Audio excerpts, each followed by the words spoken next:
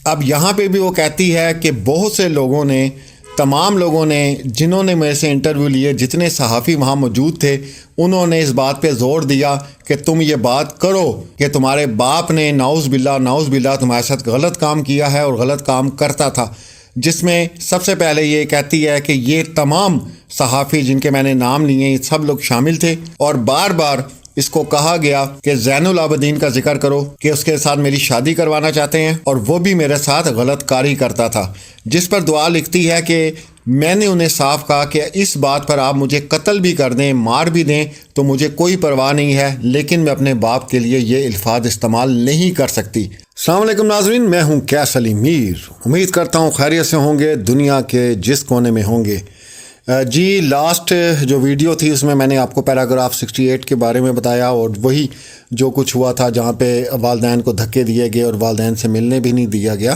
اور اس کے بعد ظہیر کے ساتھ جاننے کی اس کو اجازت مل گئی۔ اب ہم پیراگراف 69 پڑھیں گے کہ اس میں دعا کیا کہتی ہے۔ یہ کراچی سے جناب روانہ ہوئے ہیں واپس لاہور، اور اس میں سفر کے دوران بھی انہوں نے یہ بار بار اس کو یہ کہتے رہے ہیں کہ تم بچ گئی ہو، اور اگر تم اس طرح وہاں پر سچ بولتی تو تمہارا ہم نے بہت برا حال کرنا تھا، اور تمہارے والدین کے ساتھ بھی برا حال کرنا تھا، جس طرح یہ جو کچھ کرتے رہتے ہیں۔ اچھا جی، جب یہ لاہور پہنچے ہیں تو یہ دوبارہ ان کی جو خالہ تھی فاطمہ، جو مکمل جنہوں نے سہولت کاری کی ہے، جیسا کہ وہ جانتی تھی کہ انہوں نے غیر قانونی کام کیا ہے، اس کے باوجود بھی وہ ان کی مسلسل ہیلپ کر رہی تھیں۔ یہ جو خالہ فاطمہ ہے جی، ان کا لاہور میں بھی ایک گھر تھا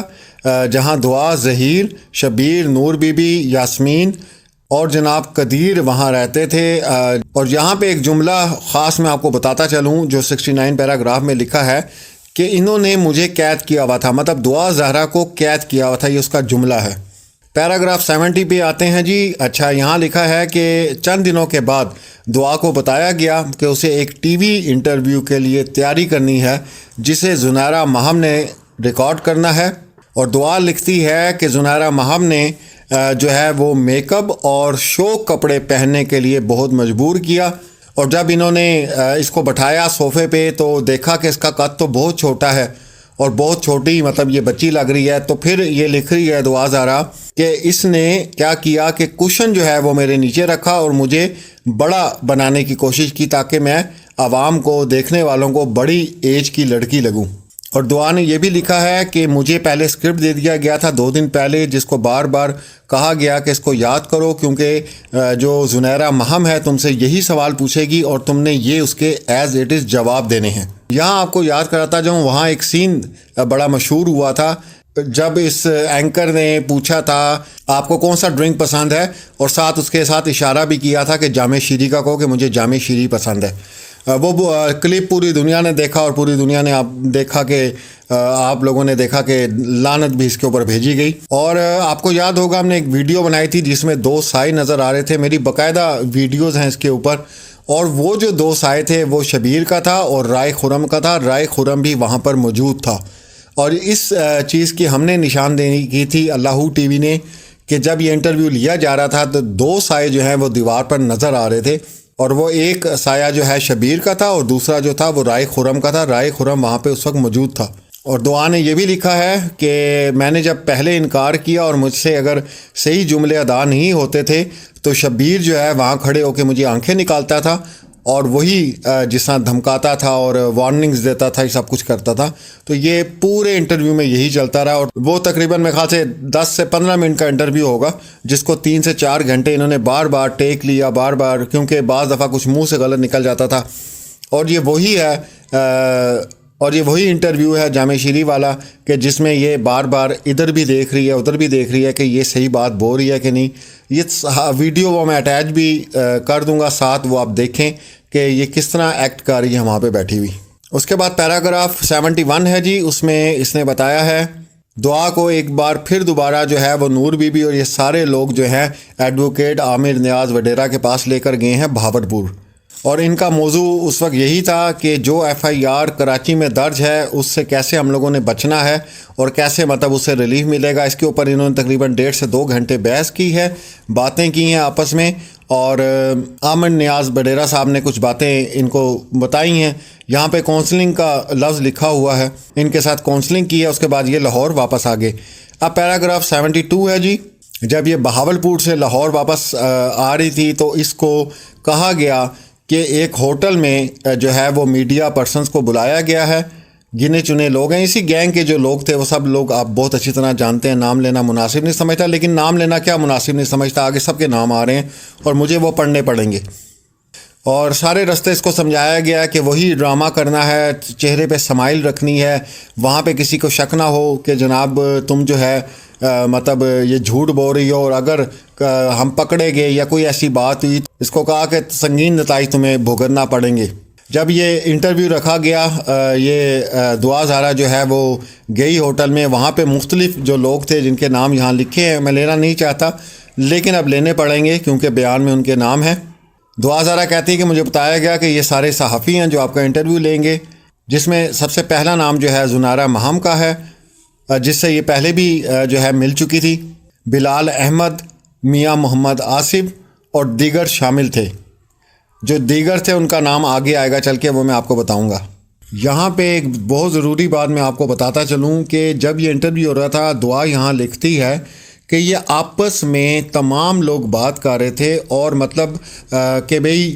یہ بالکل بھی دعا زارا کی عمر جو ہے وہ 13 سے 14 سال نہیں نظر آنی چاہیے. اور اس کے اوپر جتنے صحافی بیٹھے تھے یہ بڑے انسٹرکشن دے رہے تھے کہ اب اس کو ایسے بٹھاؤ, ایسے بٹھاؤ, اب فلاں کر دو, یہ کر دو. یہ اصل میں وہ والا انٹرویو تھا جس میں اس کو وہ وگ سی لگائی تھی اور بڑا برا سا انہوں نے میک اپ کیا ہوا تھا اس کا, اور اپنی طرف سے بہت بڑا دکھانے کی کوشش کی جا رہی تھی. اس کی فوٹیج بھی جو ہے ہم ساتھ اٹیچ کر رہے ہیں تاکہ آپ کو یاد آئے. یہاں پر یہ صحافی سب موجود تھے, میاں محمد آصف, بلال احمد, یہ تمام نام لکھے گئے ہیں. اور یہاں پر دوبارہ جو نام یہاں پہ ایڈ کیا گیا ہے پیراگراف 73 میں, وہ اے ڈی ملک کا بھی کیا گیا ہے. اور اس کے بعد دعا زارا نے بتایا ہے کہ یہاں پر ایڈوکیٹ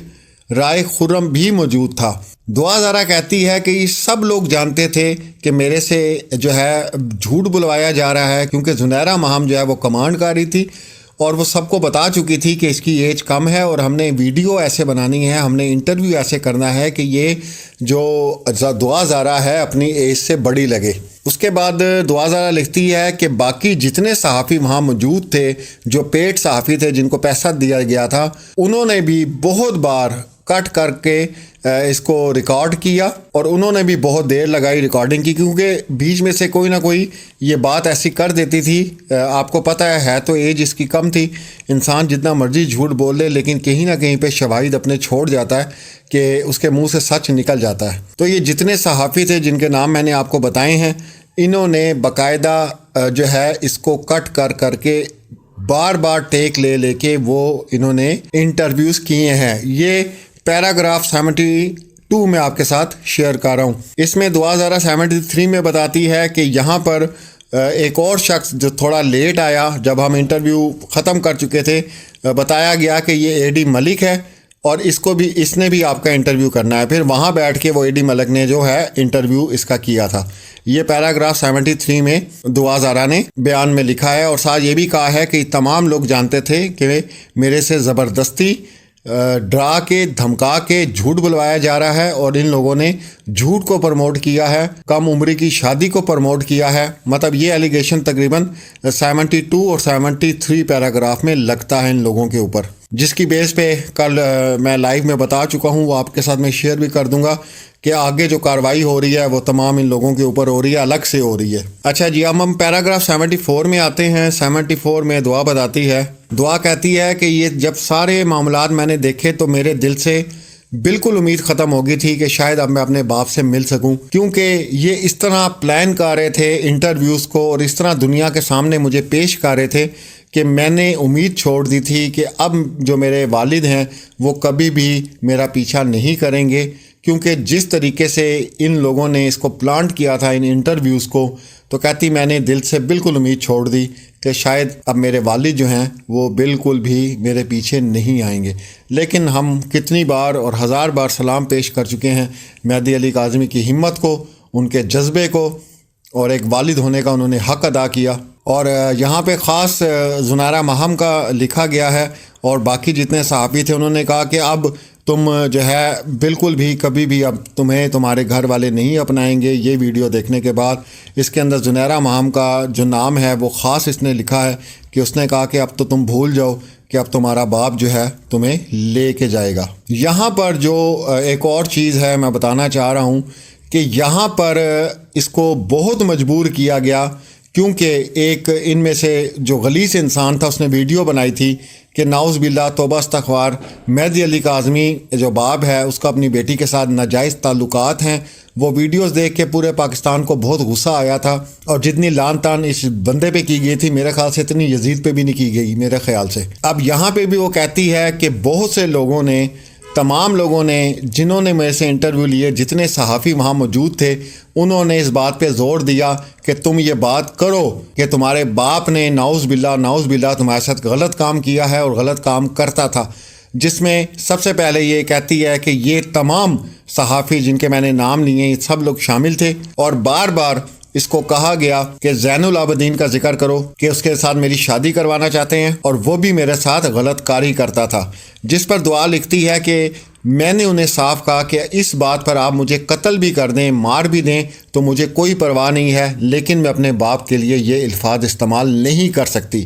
اور ساتھ کہتی ہے کہ مجھے اتنا مجبور یہ ان لوگوں نے کہا کہ تم انٹرویو میں یہ بات کہو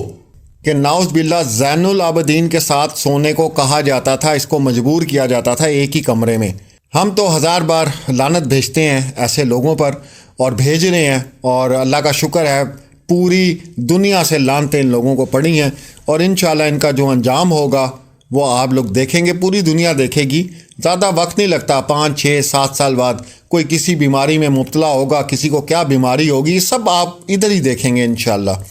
پریشان ہونے کی ضرورت نہیں ہے۔ یہاں پر پیراگراف 74 میں ایک اور چیز دعا بتاتی ہے۔